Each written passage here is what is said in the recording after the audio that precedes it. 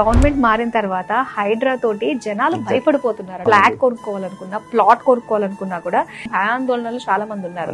దానికి ఏం చెప్తారు మీరు? యాక్చువల్లీ హైడ్రా అనే దానికి రియల్ ఎస్టేట్ కి సంబంధం లేదండి. హైడ్రా అనేది ఒక agency, Hyderabad disasters and asset protection agency. So starting Hydra వచ్చినప్పుడు కొంతమంది ఇబ్బంది పడ్డ మాట వాస్తవమే, కానీ ఉన్న ఇబ్బందులు తొలగించనీకి హైడ్రాన్ గవర్నమెంట్ తీసుకొచ్చి ఇప్పుడు ఇదివరకు కస్టమర్ బ్లైండ్ గా వెళ్ళి ప్రాపర్టీ కొనేది, కొన్న తర్వాత ఒక 2 decades తర్వాత అక్కడ కుంటుండేది అనేది గవర్నమెంట్ మళ్ళా వచ్చి వాళ్ళు ఇబ్బంది పెడుతున్నది, పర్మిషన్ రాకపోవడం. సో అటువంటి ఇబ్బందులు తొలగనీకి తీసుకొచ్చిన సంస్థనే హైడ్రా. పెను మార్పు వచ్చినప్పుడు కొంచెం ఇబ్బందులు సహజం, అందులో స్టార్టింగ్ మనం ఇబ్బంది పడ్డాం, కానీ హైడ్రా వల్ల అందరికీ మంచి జరుగుతుంది. మనం బతుకమ్మ కుంటాని మొన్న రీసెంట్ చూసామండి. 2001-2003లో నేను అక్కడ కాలేజ్ చదివేటప్పుడు బతుకమ్మ కుంట స్టాప్ ఉండేది, బట్ అక్కడ కుంట లేదని మేము అనుకునేది. ఈ రోజు ఆ బతుకమ్మ కుంటకి జీవం పోసి 5-6 ఎకరాలలో రంగనాథ్ గారు దాన్ని మంచి తీర్చిదిద్దారు. ప్లస్ మనం ఇప్పుడు హైదరాబాద్ లో లాస్ట్ 2-3 months లో బాగా వర్షాలు పడ్డాయి. అంబులెన్స్ కంటే ఫాస్ట్ గా హైడ్రా వాళ్ళు వచ్చి ఆ ట్రాఫిక్ క్లియరెన్స్ చేశారు. సో హైడ్రాకి రియల్ ఎస్టేట్ కి ఎటువంటి సంబంధం లేదు. హైడ్రా అనేది కస్టమర్లకు మంచి చేయడానికి వచ్చిన